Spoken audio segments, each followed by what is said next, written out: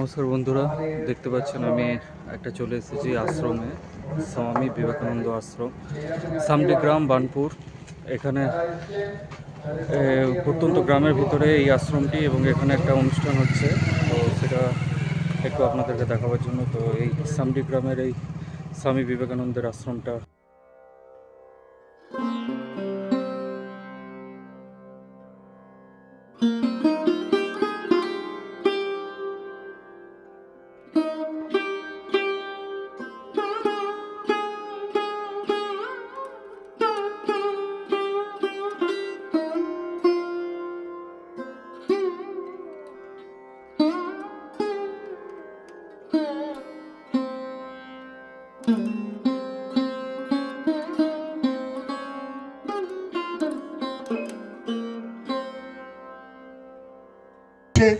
আজ আমাদের 19তম প্রতিষ্ঠা দিবস স্বামী বিবেকানন্দ আশ্রমে।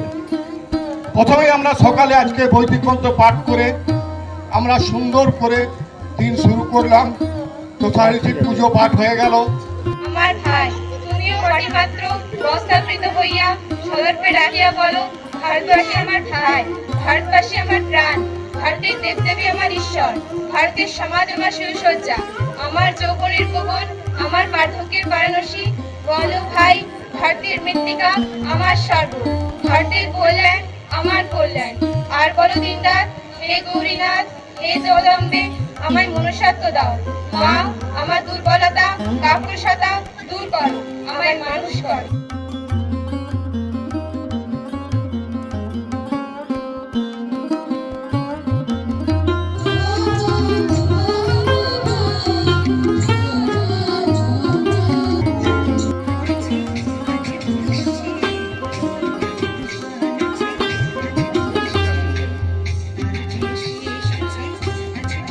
আমার নাম শ্রাবণী পাতিল।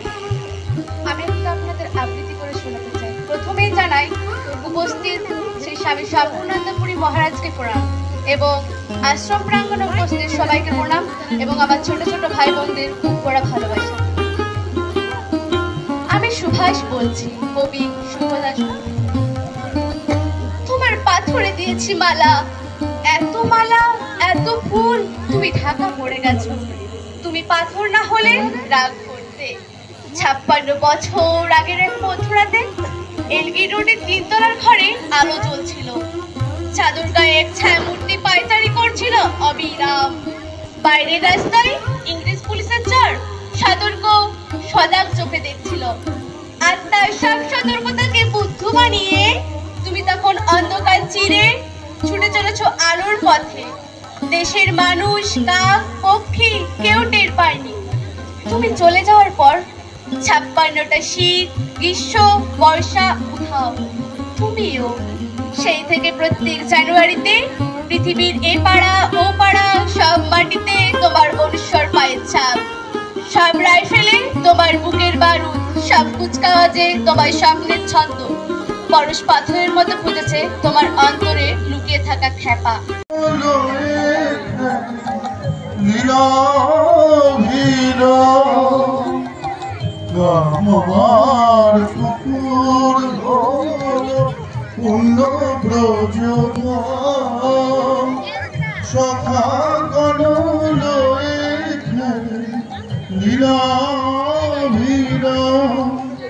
যেন মানুষ মুকুরে ভাসে, মানুষ মুকুরে ভাসে, সে ছবি সুখা।